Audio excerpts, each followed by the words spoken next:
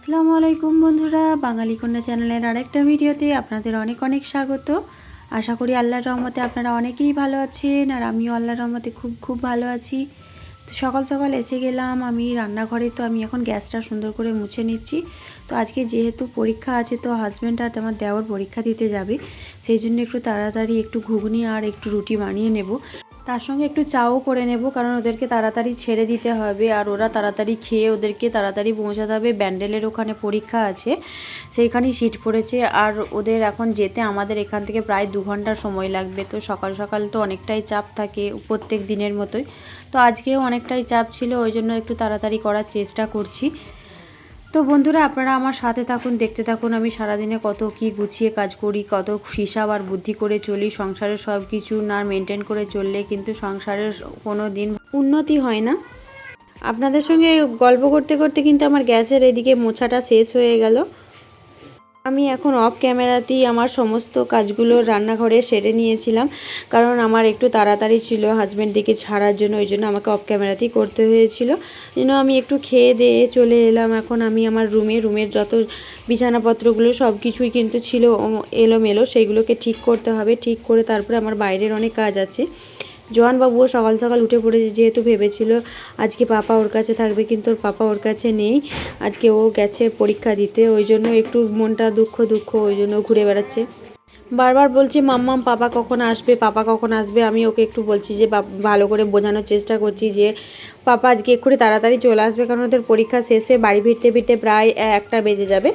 তো তাও একটু সময় ওর সঙ্গে থাকবে, কারণ ও তো সকাল 6টায় চলে যায় আর রাত্রে 10টায় ঢোকে, মানে ছেলের কাছে থাকার সময়ই পায় না ছুটির দিনে ছাড়া। সেই জন্য পাপা থাকবে ভেবেছিল বলে ওই জন্য একটু মনটাই হাসি ছিল। এদিকে আমি ভালো করে বিছানাগুলো গুটিয়ে নিচ্ছি, কারণ আমার অনেকটাই বাইরের কাজ আছে। আর এদিকে দেখছি জোহানবাবু আর জোহানবাবুর পাপা, কারণ একটু ঠান্ডা পড়ে গেছে বলে ওই সমস্ত কিছুই মালপত্র মানে সোয়েটার বা এগুলো পরে তো ওকে বেরোতে হয়েছে, সেই জন্য এগুলো নিতেছে। আর আমার আলনা জিনিসপত্রগুলো সব কিছুই ঘেঁটে রেখে দিয়েছে। আর আমাকে এখন সব এইখানে সোজা করে তারপরে অন্য কাজে যেতে হবে, তাই মানে অনেকটা টাইম লেগে যাবে। আর আমাকেও একটু ঠান্ডা লাগছিল আর আমার গলার একটু যন্ত্রণা হচ্ছিলো, সেই জন্য আমি কিন্তু সকাল সকাল সোয়েটার টুপি ভালো করে পরে নিয়েছিলাম। অনেকেই হয়তো দেখে হাসবে যে এক্ষুনি সোয়েটার পরে নিয়েছে, কিন্তু আমার কিন্তু সেফটির জন্য আমাকে এটা পরতে হয়েছে।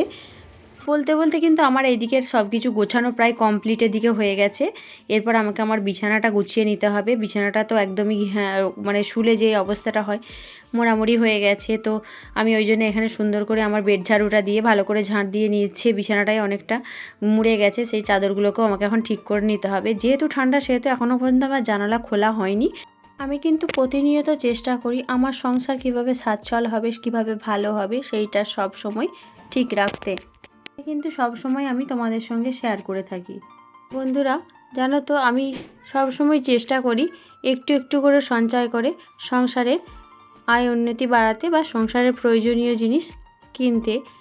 বন্ধুরা, আমার কিন্তু প্রতিনিয়ত যে কাজগুলো থাকে সেগুলো কিন্তু আমি সবগুলোই সকাল থেকে শুরু করে গুছিয়ে নিলাম। এখন এই যে আমার হাটের এই জায়গাগুলো অনেকটাই ধুলো লাগছিল, সেই জন্য আমি এগুলো পরিষ্কার করে নিলাম। আমি কিন্তু অল্প অল্প ধুলো থাকতেই পরিষ্কার করে নিই। আর এইগুলো পরিষ্কার রাখলে অনেক সময় কি হয়, জামা কাপড় এইগুলোতে অনেক সময় রাখা হয়, আর তাতে যদি ধুলো থাকে সেই ধুলোগুলো অবশ্য আবার লেগে যায় এই জামা কাপড় থেকে। এই ধুলোগুলো লাগলে আবার বিভিন্ন রকম, আমার তো আবার অ্যালার্জির প্রবলেম আছে, সেগুলোতে সমস্যা হয়ে থাকে। ওই জন্য আমি আবার এই তো শীতের সময়, এবার শীতের সময় তো পাখার প্রয়োজন হয় না, তো সেই জন্য আমি একটু পাখাটাও সুন্দরভাবে মুছে নিচ্ছি। আর পাখাটাকে রোজ না মুছলে কিন্তু একটা দেখতে খারাপ লাগে। তাই আমার বেশ কিছুদিন হয়ে গেল, 3-4 দিনের বেশি হয়ে গেল, তো তাই জন্য একটু সাদা সাদা ধুলো জমে গেছে। আমাকে এগুলোকে এখন সুন্দর করে পরিষ্কার করে নিতে হবে। বাইরে কিন্তু অনেকটা রোদ উঠে গেছে, আমি ওই জন্য জানালাটা খুলে দিলাম। এই যে কি সুন্দর একটা চকচকে রোদ ঢুকছে জানালা দিয়ে। আর এই সকালের রোদটা কিন্তু আমার বেশ ভালো লাগে। আবার যদি বিছানায় পড়ে তার তো কোনো কথাই নেই।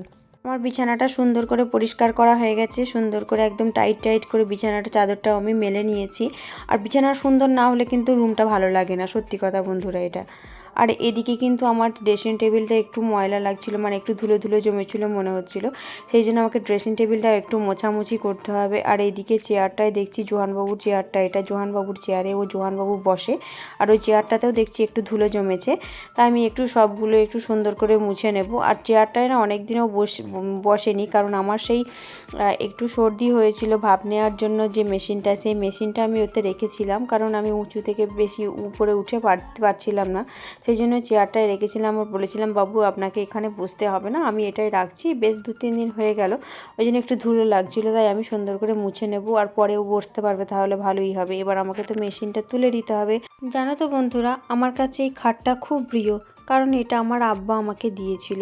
আর এই খাটটা আমি খুব যত্ন করি, সব সময় একটু মোছামুছি করে পরিষ্কার পরিচ্ছন্ন রাখার চেষ্টা করি, কারণ আমাকে একটু হিসাব আর বুদ্ধি করেই সবসময় চলতে হয়, কারণ এখনকার দিনে এই খাটটা করা খুবই কষ্টকর, মানে অনেকটাই টাকা লেগে যায়, সেই জন্য আমাকে এইটা যাতে অল্প টাইমের মধ্যে নষ্ট না হয়ে যায়, সেই জন্য সবসময় চেষ্টা করি যেন সুন্দর রেখার, মানে ধুলো পড়ে যেন নোংরা না হয়ে, যেন না তাড়াতাড়ি নষ্ট হয়ে যায়, কারণ এই নষ্ট হয়ে গেলে এটা করার ক্ষমতা এখনও পর্যন্ত আমার হয়নি, কারণ এটা করতে গেলে অনেকটা প্রয়োজন হবে পয়সার। তো সংসারের অবস্থা সবই তো তোমরা জানো, তোমাদেরকে তো সব কিছুই শেয়ার করি, সেই জন্য আমি এটাকে যতটা যত্ন রাখতে হয় তা আবার রাখি।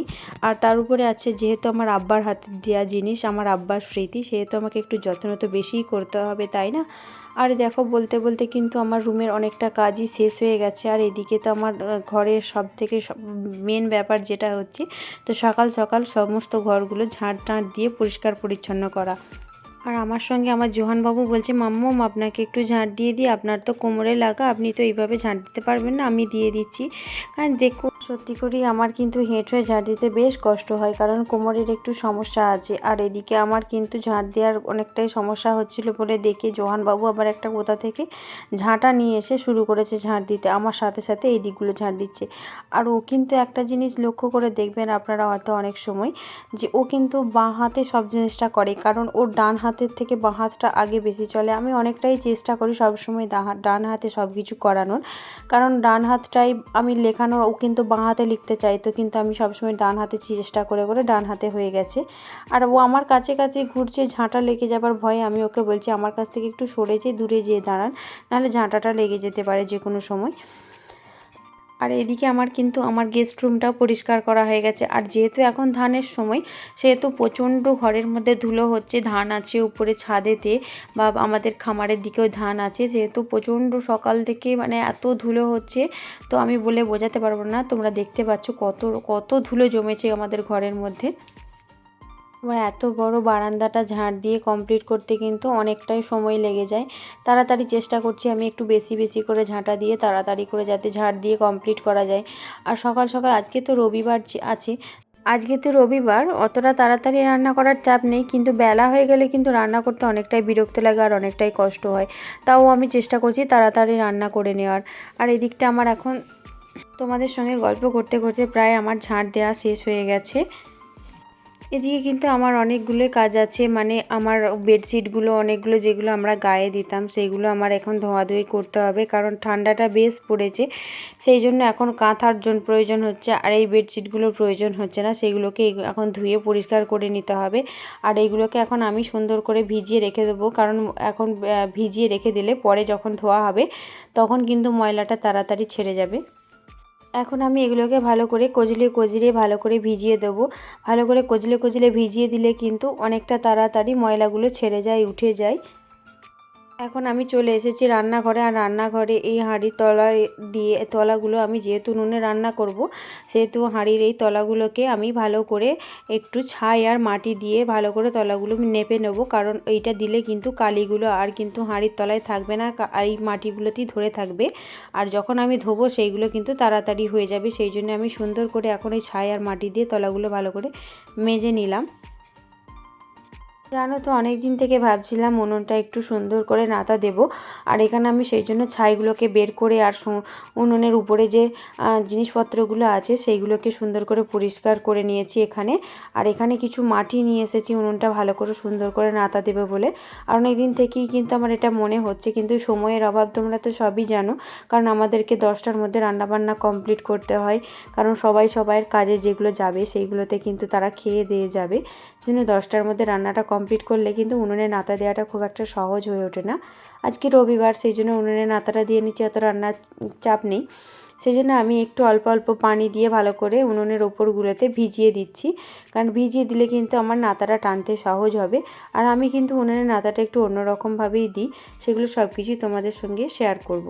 এখানে আমি মাটিটাকে ভালো করে কচলিয়ে কচলিয়ে আমি নরম করে নিচ্ছি পানি দিয়ে, কারণ একটু নরমটাই ছিল মাটিটা, কিন্তু তাও একটু যেটা নাতা টানতে হবে তার জন্য অনেকটাই নরম মাটি চাই, সেই জন্য একটু সুন্দর করে না নরম করে নিলে নাতাটা টানা যাবে না। আর তার আগে কিন্তু আমাকে যে ফাটা জায়গাগুলো রয়েছে বা ভাঙা জায়গা রয়েছে সেগুলোকে সুন্দর করে কিন্তু ধরিয়ে নিতে হবে। কিন্তু যেগুলোকে ভালো করে কাদা দিয়ে ধরিয়ে নেব তাতে কিন্তু আমি একটু কুঁড়ো পাইল করে নিচ্ছি, কারণ একটু টান টান করে কুঁড়ো দিয়ে করলে কিন্তু তারা অনেক দিন যায়, এটা কিন্তু বেশি ভেঙে যায় না তাড়াতাড়ি। উনুনে বেশি ভাঙলে কিন্তু ভালো করে রান্না করা যায় না আর এবজো খেবজো লাগে। সেই জন্য আমি একটু টান টান করে ভালো করে মাটিটা একটু ওরই মধ্যে শক্ত শক্ত করে নিয়েছি। এরপর আমি এই যে ফাটা জায়গাগুলো একটু করে পানি দেব আর কাদা দিয়ে এইভাবে একটু করে বুজিয়ে দেব যাতে সুন্দর থাকে। এখানে এবার কিন্তু কাদা দিয়ে ভালো করে সুন্দর করে যে গোল গোল জায়গাগুলো আছে এগুলোকে কিন্তু একটু করে ধরিয়ে দিতে হবে, না হলে কিন্তু পরবর্তীকালে এগুলো যখন নাতা দেওয়া হবে সেগুলো ভেঙে যাবার ভয় থাকে। সেই জন্য আমি একটু যতটা সম্ভব হয় যতটা পারি চেষ্টা করি সুন্দর করে সব জিনিসটা করার। হতে পারে আমার রান্নাঘরটা ছোট, আমার রান্নাঘরটা ভাঙা, আমার রান্নাঘরটা খারাপ, কিন্তু আমার এটাই রাজপ্রাসাদ মনে হয়। তাই যেখানে থাকি, যেখানে খাই, যেখানে সব কিছু করি সেটাই আমাকে সুন্দর করে করে নেওয়ার চেষ্টা করতে হবে মনের মতো করে। তাতে পরিষ্কার পরিচ্ছন্ন থাকাটাই সবথেকে বড় কথা। পয়সাটা আসল নয় বা বড়লোকিটা আসল নয়, বড়লোকি চালটা বেশি বড় কথা নয়। সবথেকে পরিষ্কার পরিচ্ছন্নটাই হচ্ছে মনের মতো করে করলে সব জিনিসটাই কিন্তু সুন্দর দেখতে লাগে। আর একটা কী জানো তো, আমাদের এই একটা পাইপের মধ্যে 3খানা উনুন আছে, সেই জন্য আমাকে একটু শক্ত শক্ত করে উনুনের যে 3টে ফুটো রয়েছে, একটা উনুন ধরালে কিন্তু আর দুটো উনুনের মুখ দিয়ে ধোঁয়া বেরোতে থাকে। সেই জন্য একটু শক্ত করে মাটির ঢেলা বানিয়ে একটু সুন্দর আকৃতির একটা গোল মতো করতে চেষ্টা করছি, যেটা হচ্ছে এই যেটা জ্বালাবো, মানে 3টে উনুনের মধ্যে যখন আমি জ্বালাবো তখন সেই জায়গাটায় আমি কিন্তু দিয়ে নিতে পারবো ফুটোগুলোতে, কারণ তাহলে আর ধোঁয়াটা বেরিয়ে এসে আমার উনুনটা নিভে যাওয়া হবে না। দেখতে পাচ্ছেন এই যে আমি একটা আকৃতি করেছি, এই আকৃতিগুলোকে আমি সুন্দর করে রেখে দিলাম উনুনের পাশে, যেগুলো গরম হয়ে গেলে একটু শক্ত হয়ে যাবে। এরপর আমি নাতাটা ভালোভাবে টেনে নেব। আমি কিন্তু নাতা দেওয়ার জন্য আলুর যে জালির বস্তাগুলো হয় সেই বস্তাগুলো আমি একটু ছোট করে কেটে নিয়েছি। এই জালি বস্তা দিয়ে আমি কিন্তু নাতা টানবো। আর একটা কি জানো তো বন্ধুরা, এই জালি বস্তা দিয়ে নাতা টানতে খুব তাড়াতাড়ি হয়ে যায়, সুন্দর হয়ে যায়, একদম দারুণ দেখতেও হয়। আমি যে টানছি দেখতে পাচ্ছ তো কত তাড়াতাড়ি আমার হয়ে যাচ্ছে, আমার কিন্তু কোনো অসুবিধা হচ্ছে না। একটু ওরই মধ্যে বড় রাখলে তাড়াতাড়ি হবে, খুব সুন্দর হয়ে যাবে। আর তার সঙ্গে এই জালি বস্তাগুলো কিন্তু অনেক দিন যায়, ওই জন্য আমি কিন্তু অন্য কিছু ইউজ করি না। আর আমি কিন্তু নাতা দেওয়ার সাথে সাথে একটু কুঁড়ো দিয়ে দিচ্ছি, কুঁড়ো বা বালি যা কিছু ইউজ করো না কেন, তাতে কিন্তু তোমার নাতা দেওয়াটা সুন্দর হবে, ফাটবে না আর অনেক দিন যাবে, দেখতেও ভালো লাগবে কিন্তু নতুন নতুন। এটা কিন্তু আমি বাস্তব কথা বলছি। যদি তোমরা কেউ আমাদের মতো মাটির উনুনে রান্না করে থাকো তাহলে উনুন নিশ্চয়ই নাতা দেওয়ার সময় এই জিনিসটা চেষ্টা করে দেখবে, এই জিনিসটা ট্রাই করে দেখবে, কিন্তু সত্যি কথা অনেক দিন যাবে আর কিন্তু উনুন কিন্তু নাতা দেওয়ার পরে ফেটে উঠবে না। একটা জিনিস জানো তো বন্ধুরা, তুমি যেখানটা থাকবে সেখানটা যদি তুমি নিজের মতো করে সাজিয়ে নিতে পারো তাহলে কিন্তু সেটাই তোমার কাছে স্বর্গ বলে মনে হবে। আর যতই তোমার কাছে যদি পয়সা থাক, অনেক কিছু থাক, তোমার কাছে সমস্ত কিছু সুখ থাক, কিন্তু তুমি যদি নিজের মতো করে না আনন্দ করে সাজিয়ে নিতে পারো, তোমার কোনো কিছুই ভালো লাগবে না, যেন মনে হবে সব কিছুই খারাপ। এটা কিন্তু তোমার ওপরে পুরোটাই ডিপেন্ড করছে, কারণ তোমার সুখ, তোমার শান্তি, তোমার সব কিছু তোমার নিজের ওপরে ডিপেন্ড করছে। অনেক মেয়েরা হয় কি না, অনেক কিছু থাকা সত্ত্বেও বলে আমার এটা ভালো লাগছে না, আমার ওটা ভালো লাগছে না, আমার সংসারে এই খারাপ, আমার সংসার ওই খারাপ। আসলে সেটা বড় কথা নয়, নিজের মতো করে মানিয়ে নিতে হয়। আবারও কিন্তু এটাও হয়, অনেক সংসারের মানুষ আছে যারা, অনেক হাজব্যান্ডরা আছে যারা বুঝতে চায় না, স্ত্রীর ওপরে অত্যাচার করে, সেটাও কিন্তু খারাপ। এটা কিন্তু তোমার উপরে ডিপেন্ড করছে তুমি কতটা কীভাবে মানিয়ে নিতে পারবে। আমরা কিন্তু অনেকটাই গরিব, অনেকটাই মধ্যবিত্ত ফ্যামিলির মধ্যে পড়ি, তো আমরা কিন্তু চেষ্টা করি সব সময় নিজের মতো করে সব জায়গাটা গুছিয়ে নিতে। কিভাবে সঞ্চয় করব, কিভাবে অন্য রকমভাবে অন্য টাকা পয়সা জমানোর চেষ্টা করব, এটা কিন্তু সব সময় মাথায় থাকে। কারণ আমাদেরকে এটা ভাবতে হয়, আমার যেহেতু হাজব্যান্ডের ইনকামের ওপরেই চলছে, তো সেহেতু আমার এরপরে ছেলেকে স্কুলে ভর্তি করব, সংসারে আরও অনেক মেম্বার আছে, সব কিছু সুবিধা অসুবিধা, আত্মীয় স্বজন সব কিছু মেনটেন করা, তার উপরেই চাপ পড়বে। সেই জন্য আমাদেরকে যেখানে 1 টাকা খরচা হবে সেখানে কখনোই আমি 5 টাকা খরচা করব না, সেটা আমি সবসময় খেয়াল রাখি। আবার এটাও ভাবি যদি 5 টাকা অন্য কোনোভাবে মিটে যায়, সেখানে কিন্তু আমি 1 টাকাও খরচা করব না। তাদের সঙ্গে কিন্তু গল্প করতে করতে আমার উনুনে নাতা দেওয়া শেষ। দেখতে পাচ্ছ আমি উনুনে কিভাবে নাতা দিয়েছি, তোমাদের কেমন লাগলো অবশ্যই কিন্তু কমেন্টে জানাবে। এই দেখো আমার উনুনে নাতা দেওয়াটা কমপ্লিট, যেন মনে হচ্ছে আমি নতুন করে উনুন তৈরি করলাম। সত্যি কথা বলছি, আমার কিন্তু একটু পরিষ্কার পরিচ্ছন্নতা বেশি ভালো লাগে। আমার ভিডিও দেখতে দেখতে এখনও লাইক করতে ভুলে গেছো, তাদেরকে বলছি অবশ্যই একটা লাইক করে সুন্দর একটা কমেন্ট করে যেও। আর যারা আমার এখনও পর্যন্ত ভিডিওতে সাবস্ক্রাইব করতে ভুলে গেছো, যারা নতুন আছো, তারা অবশ্যই সাবস্ক্রাইব করে একটা সুন্দর লাইক করে একটা সুন্দর কমেন্ট করে যাবে। এতে কি হয়, আমার ভিডিও বানাতে বেশ ভালো লাগে। এরপর আমি উনুনটাকে সুন্দর করে ধরিয়ে নেব, কারণ এরপর আমাকে রান্না তো করতেই হবে। এখনও যেহেতু উনুনে নাতা দেওয়াটা কিন্তু শুকায়নি, এরপর আমি যখন উনুনে রান্না করব তখন সেই গরমেতেই কিন্তু শুকিয়ে যাবে। ওই জন্য আমি ছোট ছোট করে কিছু কঞ্চি আছে সেগুলোকে আমি ধরিয়ে নিচ্ছি, এখন উনুনের ভিতরে ভরে দিচ্ছি। এইগুলোকেই আমি সুন্দর করে আমি জ্বালিয়ে নেব, এটাতেই আমার কিন্তু ভালোভাবে উনুন ধরে যাবে। এখানে আমি একটু পোড়া মোবিল দিয়ে দিচ্ছি, এটা কিন্তু খুব রিস্কি জিনিস জানো তো, কারণ এটা যদি একটু আধটু কোনোভাবে হাতে পড়ে বা হাতে আগুন ধরে তাহলে কিন্তু একদম হাত পুড়ে ছাই হয়ে যাবে। খুব সাবধানে কাজ করতে হবে। আমি এখানে একটু মিষ্টির কাগজ ছিল, এর আগের দিন আমার জোহানবাবুর জন্য সন্দেশ এনেছিল, সেই কাগজটা দিয়ে কিন্তু আমি উনুনে এখন আগুন দিয়ে দিচ্ছি। আর একটা জিনিস কি, উনুনে যখন ধরতে চাইবে না তখন যদি একটু পলি পেপার বা একটু অন্য কোনো জিনিস থাকে সেটা দিয়ে দিলে কিন্তু তাড়াতাড়ি উনুনটা ধরে যায়। অবশ্যই মাস্ক পরে থাকতে হবে, নাহলে ওই গ্যাস গন্ধটা কিন্তু খুব খতরনাক জিনিস। সেই জন্য আমি তো কন্টিনিউ মাস্ক পরেই থাকি।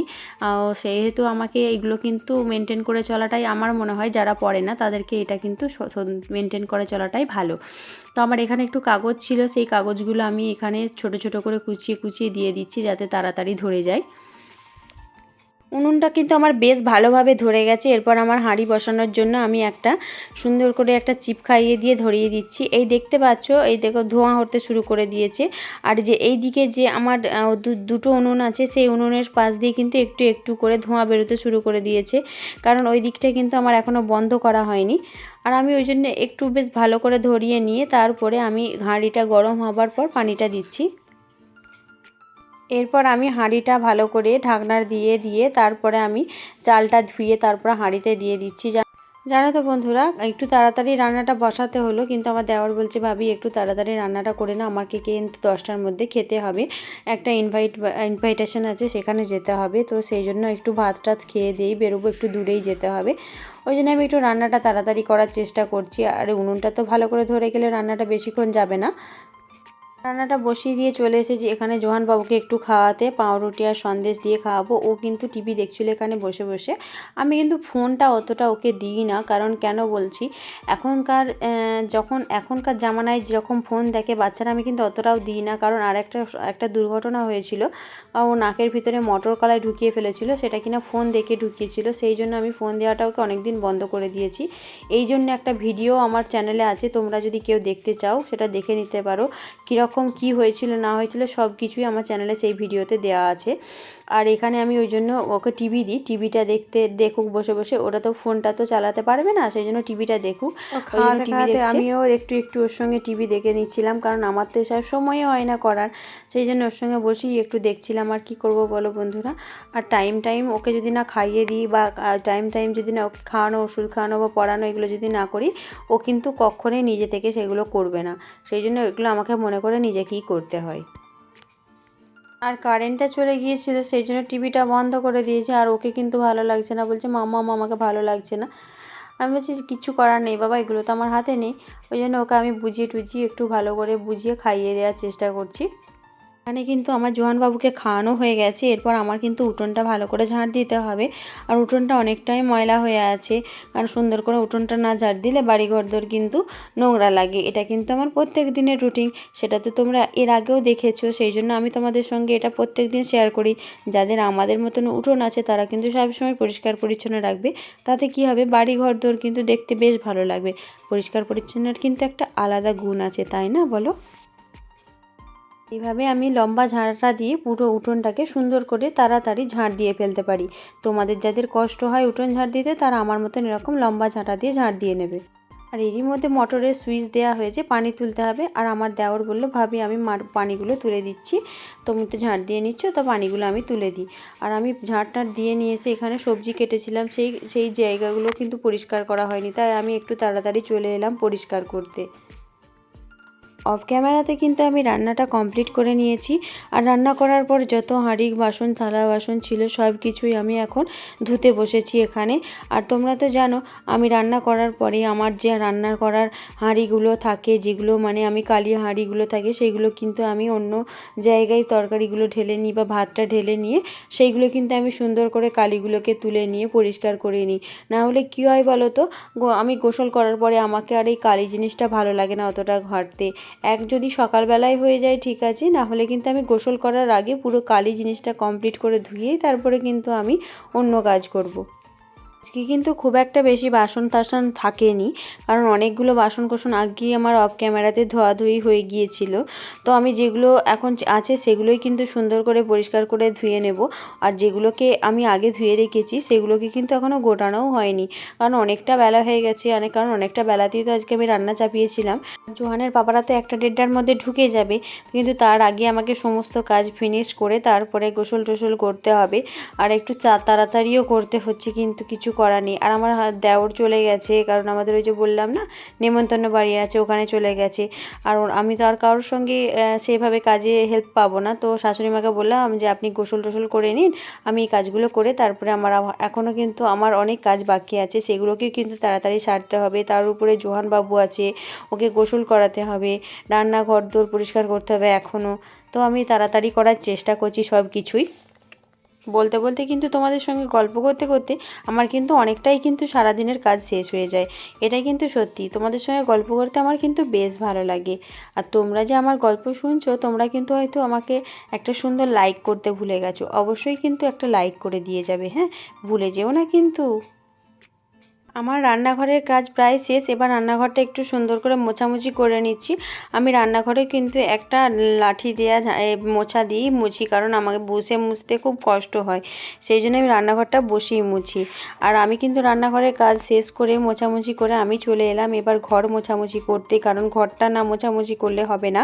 কারণ ঘর না মোছামুছি করলে, কারণ যেহেতু লাল রঙের সেহেতু কালারটা সাদা হয়ে যায়। আর এখন তো অনেক ধানের ধুলো, রোজকার না মুছলে কিন্তু ঘর দুয়ার দেখতে প্রচুরই খারাপ লাগে।